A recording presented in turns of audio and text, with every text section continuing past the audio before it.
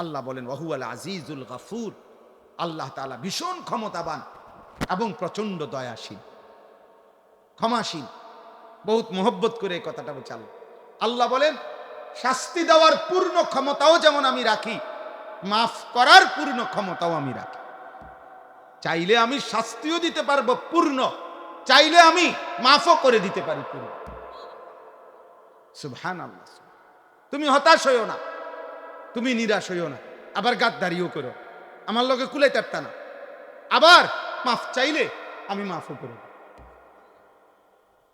তুমি ফিরে আসো বাবা, এক ফোঁটা চোখের পানি ফেলো, রাত গভীরে আমারে শুধু বলো তোমার 90 বছরের গুনাহ আমি একসাথে মাফ করে দেব, 70 বছরের গুনাহ একসাথে মাফ, আসমান ছোঁয়া গুনাহ আমি একাই মাফ করে দেব, কেউ লাগবে না, কাউরে ডাকবো না, কাউরে বলবো না, আমার কাছে বলবা তুমি, আমি মাফ করে দেব।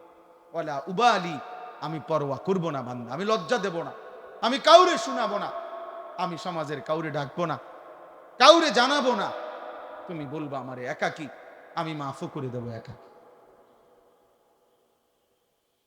আল্লাহ তাআলা বলেন আমি জীবন দিয়েছি, আমি মৃত্যু দিয়েছি, আমি দেখতে চাচ্ছি, আমলের সৌন্দর্য চাই, আমলের সৌন্দর্য চাই।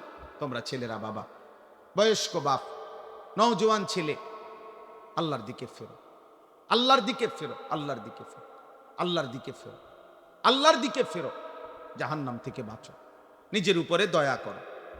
রমজান পরবর্তী জীবন এত বড় গাদ্দারি করা, বেনামাজি হওয়া উচিত না, ঠিক হবে না ভাই। আল্লাযী খালাকা সাবআ সামাওয়াতিন তিবাকা, আল্লাহ তাআলা বলেন আমার একটু শক্তি আমি দেখাই, তো আল্লাহ বলেন একটা নমুনা দেখো, আমি আল্লাহ স্তরে স্তরে 7টি আসমান আমি বানাইছি। মা তারা ফি খালকির রহমানি মিন তাফাউত, পৃথিবীর সর্বাধুনিক যন্ত্র দিয়েও পরীক্ষা করে দেখো, আমার ঊর্ধ্ব আকাশের আসমানে কোন আকাশে একটা খুঁত, একটা ছিদ্র, একটা দাগ, একটা স্পট, একটা এলোমেলো তুমি দেখাইতে পারবে না। ফারজিল বাসারা হাল তারা মিন ফুতুর, আল্লাহ বলেন একবার দেখছো, না না আবার দেখো, আবার দেখো তো বান্দা, দেখো না আমার আসমানে কোন খুঁত পাও কি, কোন ফাঁক পাও কিনা, কোন ছিদ্র পাও কিনা। সুম্মারজিল বাসারা কাররাতাইনি ইয়ানকালিব ইলাইকাল বাসারু খাসিআন ওয়া হুয়া হাসীর, আল্লাহ বলে এভাবে দুইবার না, বরং বারবারও যদি তুমি তালাশ করো, চোখ ফিরাও আসমানের দিকে, প্রতিবারই তোমার চোখ ফিরে আসবে ব্যর্থ হয়ে, প্রতিবারই তোমার চোখ ক্লান্ত হয়ে যাবে, কিন্তু আমি আল্লাহর কুদরতের মধ্যে এক জাররা কোন খুঁত, কোন ত্রুটি বিচ্যুতি তুমি প্রমাণ করতে পারবে না। সুবহানাল্লাহ, এত বড় মালিক আল্লাহ। ইন্না যায়্যানাস সামাআদ দুনিয়া বিমাসাবিহা, আল্লাহ তাআলা বলেন প্রথম আসমানের নিচে, এই আসমানের তলদেশটা আমি আল্লাহ তাআলা কোটি কোটি তারকারাজির আলো দিয়ে আমি সাজিয়ে দিয়েছি। ওয়াজআলনাহা রুজুমান লিশ-শায়াতিন, এবং এমন তারকাও রাখছি দুষ্ট শয়তান আমার প্রথম আসমানের কাছে ফেরেশতাদের কথোপকথন শুনবার জন্য যদি আসে, তো তারা ছুটে গিয়ে তাদেরকে তাড়িয়ে দেয়, এমন শক্তিশালী ব্যবস্থাপনা, রাডার সিস্টেম আমি আল্লাহ তাআলা তৈরি করে রেখেছি। ওয়া আ'তাদনা লাহুম আযাবাস সাঈর, আর দুষ্ট শয়তান তাদের জন্য আমি আল্লাহ জ্বলন্ত আগুনের শাস্তি, জাহান্নামের আযাব নির্ধারণ করে রেখেছি। তাইলে বাপ, অর্থ হইল এই কথা আমার শেষ। 1 নম্বর কথা হইল, আমি প্রথম যে কথাটা বলতে চাইছি, রমজান পরবর্তী জীবনে আমরা যারা বেঁচে আছি, আমাদের আল্লাহর নাফরমানি করা একদম আগের মতো গুনাহ, যে যেমন ছিলাম, কেউ বিড়ি খাইতাম তো বিড়িয়ে খান, কেউ গালিগালাজ করতেন গালিগালাজি করতেছেন, কেউ নারী দেখো, ছবি দেখো, আব্বা তুমি এমনই রয়ে গেলা, কেউ 5 ওয়াক্ত নামাজ পড়তা না, আগেও এখনো না, কেউ ফজরের নামাজ কোনোদিনও পড়ো না, আজও না, যে বোন যে মা বেপর্দা তিনি এখনো বেপর্দা, এমন গাদ্দারি উচিত না, এটা ঠিক না। এটা কি ঠিক? শেষ হয়ে যাবে হায়াত, সুখেরও দুঃখেরও, আনুগত্য অবাধ্য।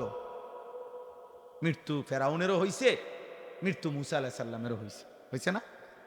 মৃত্যু নমরুদেরও হইছে, মৃত্যু ইব্রাহিম আলাইহিস সালামেরও।